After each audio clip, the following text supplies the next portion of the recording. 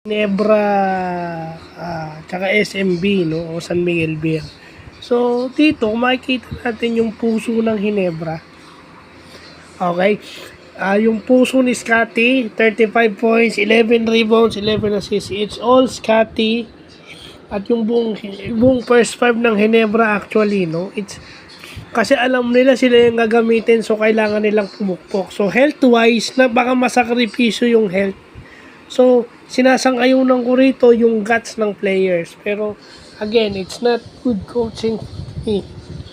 Kasi tama rin yung sinasabi ni Coach Julius Manalo, ni Idol Julius Manalo, na sa pro, hindi mo kailangan gamitin yung all 15 players na naka-line up sa'yo as a coach.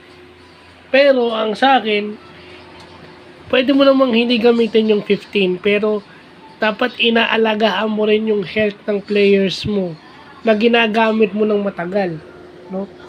Kasi kita mo si Pugoy, di ba? Malalim na yung bench ng TNT, pero ramdam pa rin nila yung pagkawala o absence ni RR Pugoy pag kailangan nilang pumuntos. Malalim yung TNT. Kahit sino doon pwede umisip, kahit sino doon starter ng team. From Calvin Oftana to Kim Aurin. Pero, pag nawala si Pugoy doon o si Calvin Oftana, ramdam nila. Diba? Kahit isa doon may mawala, ramdam nila. So, paano pa sa Ginebra na konti lang yung ginagamit? No, kung yung TNT, ramdam yung pagkawala ni RR eh. Eto, diba? Si Chot Reyes, ginamit na yung 15-man lineup niya. O, kita nyo yung nadadala nun pag ginagamit yung all 15. Sigurado ang panalo. At saka, yun nga yun, nape-preserve yung health ng players mo. Yung health ng players ang importante. So, walang problema sa puso ng Ginebra players. Nandyan yan.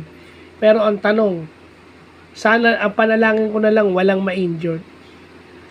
Kasi yung first 5 nun, yung kapalit nila, iilan lang. So, sila yung nag-iikutan. So, habang tumatagal yung series, lalong umihirap sa Ginebra. Yung attrition factor, yung cardiovascular, yun ang mahirap sa mga players. Especially sa big man. Japet is not getting any younger. Troy is not getting any younger as well. So, swerte na lang ang Ginebra. Pero hindi natin alam ano pa ibibigay ng SMB. Napakahirap pigilan ni Junmar. So, swerte ang Ginebra, but hopefully bukas makakita ulit tayo ng magandang laro from Ginebra. So, yun lang po.